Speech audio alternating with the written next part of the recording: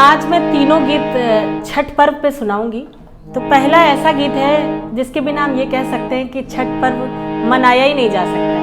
काच ही बासे के बाहंगिया बाहंगी लचकत जाए, बाहंगी लचकत जाए, होई ना बालम जी का हरिया, बाहंगी घाटे पहुँचाए, बाहंगी घाटे पहुँचाए। बाट जे पूछे ला बटोहिया, बाहंगी के करा के जाए, बाहंगी के करा के जाए। तू ता आंधार भइले बटोहिया, बाहंगी छठी माई के जाए, बाहंगी छठी माई के जाए। दोस्तों नमस्कार, मैं हूं शैलेंद्र सिंह और आप देख रहे हैं हमारा YouTube चैनल शब्द शब्द शैलेंद्र सिंह। आज हमारे साथ हैं प्रियंका पांडे जी, जो गायिका हैं और वो भजन लोकगीत गाती हैं। साथ ही साथ अभी जो तमाम महोत्सव हुए हैं, अयोध्या महोत्सव, उस पे उन्होंने अपने गीत सुनाए वहाँ पर, और बहुत सारे कार्यक्रमों में वो दर्शकों को ऐसे गीत सुनाती रहती हैं। छठ का उत्सव है तो आज हम उनसे छठ पे गीत सुनेंगे, लेकिन हम ये भी जानेंगे कि प्रियंका जी का सफ़र कैसा रहा। तो बहुत बहुत स्वागत आपका प्रियंका जी। बहुत बहुत धन्यवाद शैलेंद्र जी। सबसे पहले तो कैसे आपका गायकी का सफ़र शुरू हुआ? देखिए, क्योंकि घर में एक माहौल जब तक नहीं होता है तो बच्चा उस चीज़ को नहीं समझ पाता कि क्या है। तो मेरे घर में ये हम कह सकते हैं कि मम्मी पापा दादी सभी गाते थे, गाने का शौक सभी को था, लोकगीत गाते थे। जैसे पहले के समय में दादी नानियां गाया करती थी तो मैं सुना करती थी। तो मेरे अंदर ये कह सकते हैं आप कि ईश्वर ने दिया हुआ एक ये तोहफा है, भगवान का दिया हुआ, कि मैं उनको सुन सुन के घर में गुनगुनाया करती थी। इस प्रतिभा को मेरे पिताजी ने बहुत सीरियसली ले लिया। उन्होंने कहा कि अगर ये इतना गाती है, और उन्हें मेरी आवाज़ भी ठीक लगी, कहीं भी मैं गाती थी तो स्कूल वगैरह में भी मैं परफॉर्म करती थी, टीचर्स कहते थे कि इसको सिखाना चाहिए। तो पिताजी ने कहा कि मैं इसको सिखाऊंगा, सीखने के लिए भेजूंगा। तो बाराबंकी में मेरा जन्म हुआ। वहाँ पे आसपास कुछ टीचर्स थे जो सिखाते थे, अच्छा सिखाते थे। वहाँ से मैंने थोड़ा थोड़ा सीखना शुरू किया। बाहर सीख पाना मेरे लिए उस समय बहुत बड़ी बात थी, क्योंकि फैमिली में पिताजी माताजी का बहुत अच्छा सपोर्ट था, लेकिन जैसे मेरे दादाजी थे उस समय, तो ये एक बड़ी बात थी कि हम लोग ब्राह्मण परिवार से होके और बाहर जाएं और गाएं, क्योंकि इस चीज को इतना कोई समझता नहीं था। आज जिस तरह हम लोग स्टेज देखते हैं करते हैं, ये माहौल नहीं था। फिल्मी गानों को सुन के उन्हें लगता था कि ये ऐसे ही गाने लगेगी, कुछ ऐसा ही करने लगेगी, कहीं कुछ गलत ना हो जाए कि परिवार का नाम डूब जाए, खानदान का। तो इसलिए वो उतना तैयार नहीं थे। लेकिन धीरे धीरे मेरे पिताजी ने मुझे बहुत सपोर्ट किया और मेरी इसमें इतनी रुचि हो गई। सीखते सीखते 8th स्टैंडर्ड में थी तो ये प्लान बना कि इसको लखनऊ भेजना चाहिए, भातखंडे सीखने भेजना जी। फिर धीरे धीरे चिन्हट पे पूनम श्रीवास्तव मैम का संस्थान है, संगीत कला संस्थान, तो उसमें मैंने एडमिशन लिया और मध्यमा मैंने वहां से किया। अच्छा। फिर धीरे धीरे ऐसे करते करते उस्ताद गुलशन भारती जी के पास फिर मैं गई, फिर मैंने वहां सीखा। 3 साल मैंने वहां सीखा।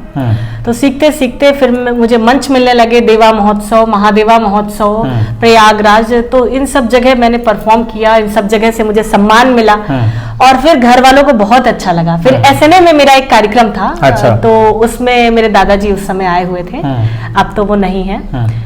तो उन्होंने कहा कि बिटिया जो तुम कर रही हो बहुत अच्छा कर रही हो। वो पहला कार्यक्रम उनको देख के लगा कि नहीं, बहुत अच्छी राह पे जा रही है और इसे ये करना चाहिए। तो वो भी गांव में जाते थे तो बहुत प्रशंसा करते थे कि मेरी पोती है, इस तरीके से गाती है, फोक गाती है, बहुत अच्छा गाती है। तो धीरे धीरे ऐसे मेरा मनोबल बढ़ता गया। समाज ने, लोगों ने मेरा बहुत साथ दिया, विद्यालय ने बहुत साथ दिया। जिस विद्यालय में पढ़ती हूँ उस विद्यालय से मुझे बाद में बुला के, वहां भी जब मैंने मेरा मास्टर्स हो गया तो मेरे प्रधानाचार्य जी का कॉल आया विद्या मंदिर से कि मैं आपको सम्मानित करना चाहता हूँ और मेरे बच्चों के सामने आप कुछ बताइए कि कैसे इस क्षेत्र में अगर वो चुने तो आगे बढ़ें और गाएं, वो भी कुछ ऐसा करें, लोकगीत के लिए अपने करें, कुछ धरोहर के लिए अपने करें। मुझे बहुत अच्छा लगा क्योंकि जिस समय मैं सीखती थी तो टीचर्स हमेशा ये कहते थे तुम्हारा पढ़ने में मन नहीं लगता।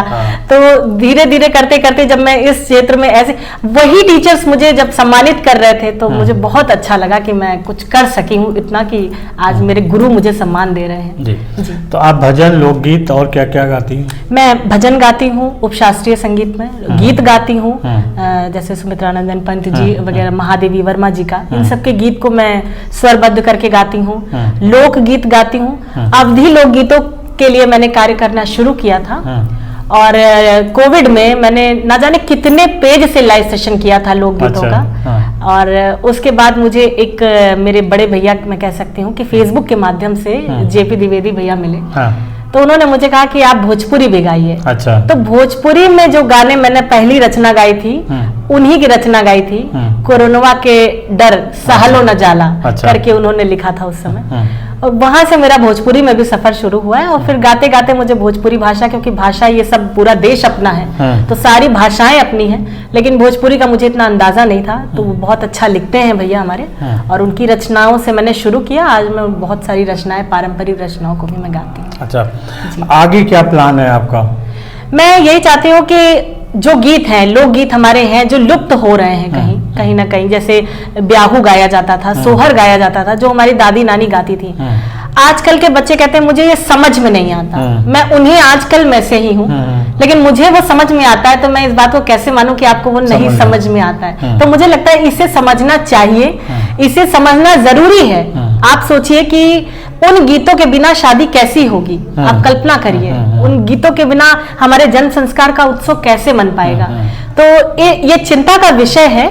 और मैं गाती हूँ, मेरी बेटी सुनती है तो इन गीतों को वो भी गाती है। जुग जुग जिए सो ललनवा भवनवा के भाग जागे हो। मेरा बेटा हुआ, मेरी बेटी ने सोहर को गाया और मेरी बेटी अभी 5 साल की है। तो मैं ये चाहती हूँ कि इसी तरीके से बच्चे, जैसे मैं आगे आई हूँ, मुझे सुन के मेरे साथ की जो मेरे उम्र की लड़कियां हैं वो सुन रही हैं, आज वो भी नई सामने गा रही हैं ऑन कैमरा, तो मेरे गीतों को बैक स्टेज गा रही हैं, घरों में गा रही हैं। तो घर घर में गीत गाया जाए, यही मेरा प्रयास है।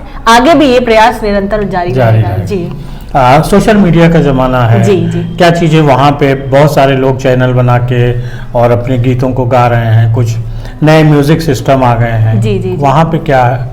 देखिए, सोशल मीडिया का मैं ये कहना चाहूंगी कि एक मेरा म्यूजिकल ट्रस्ट है कंठ कोकिला नाम से। तो उससे मेरे पिताजी ने ही ये नाम दिया था, कंठ कोकिला म्यूजिकल ट्रस्ट।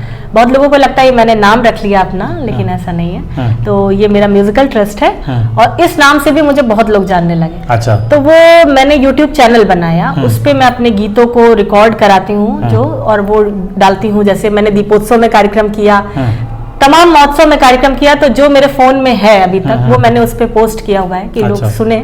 और सोशल मीडिया एक ऐसा प्लेटफॉर्म है जहां से हम बहुत कुछ कर सकते हैं, इस विधा का बहुत प्रचार प्रसार कर सकते हैं, क्योंकि हर आदमी फेसबुक, इंस्टा, ट्विटर कहीं ना कहीं लगा ही हुआ है। तो जब मैंने शुरू किया था तो लोगों को ये लगता था ये क्या गाने लगी, मतलब गांव के गाने।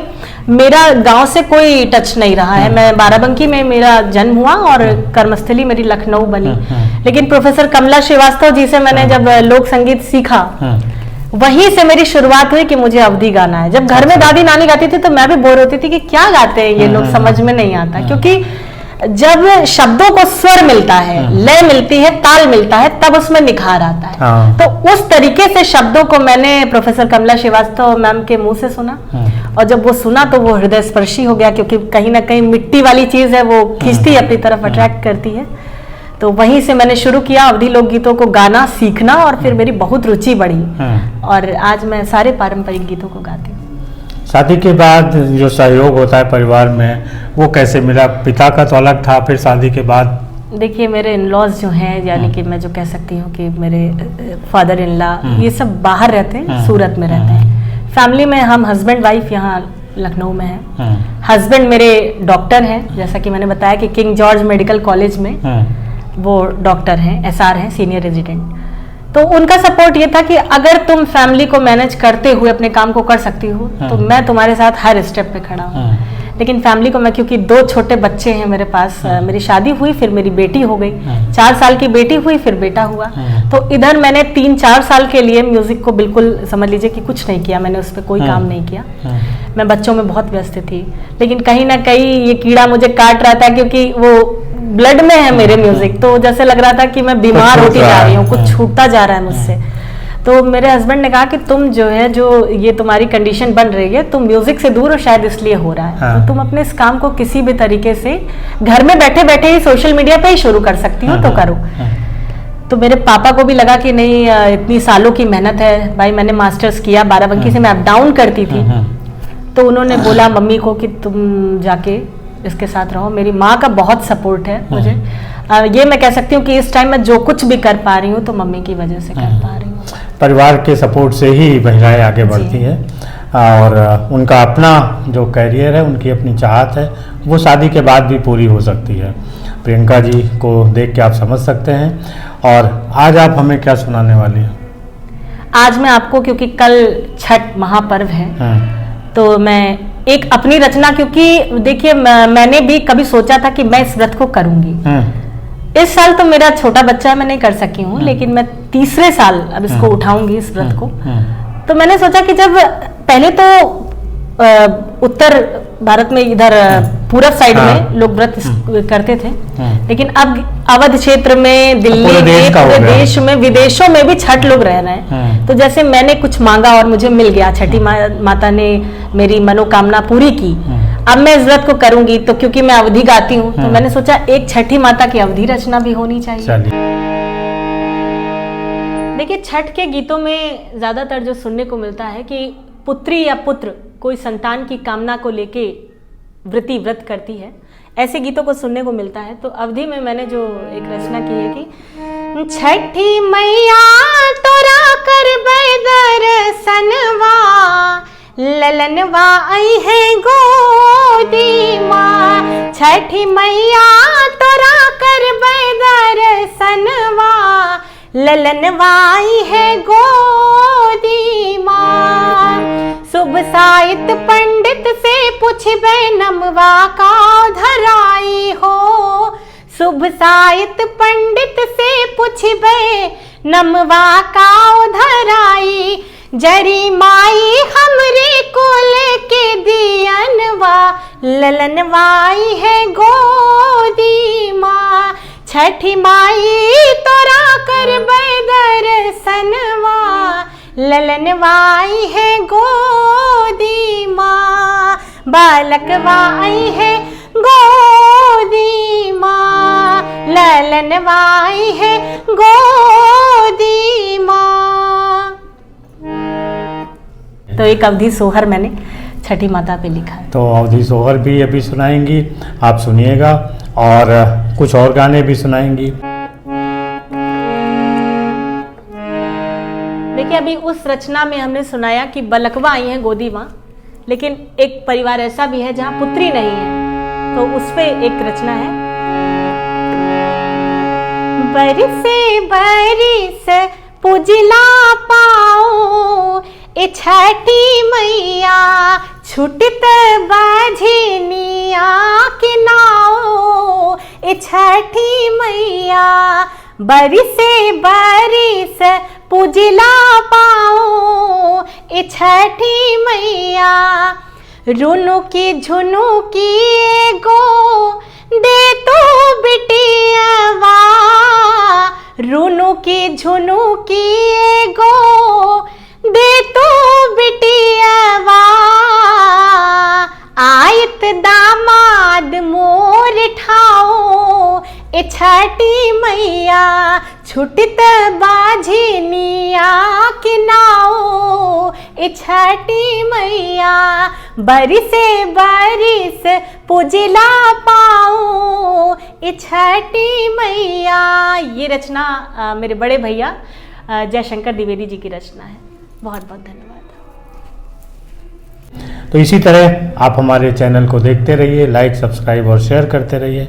हम लोग आपको नए नए लोगों से मिलवाते रहेंगे और जो प्रतिभाएं हैं उनको सामने लाते रहेंगे। प्रियंका जी बहुत शुक्रिया आपका बहुत हमारे साथ जुड़ने के लिए। और दोस्तों आपका भी बहुत शुक्रिया कि आप इतने समय तक हम लोगों के साथ रहते हैं, देखते हैं, लाइक सब्सक्राइब और शेयर करते हैं। धन्यवाद।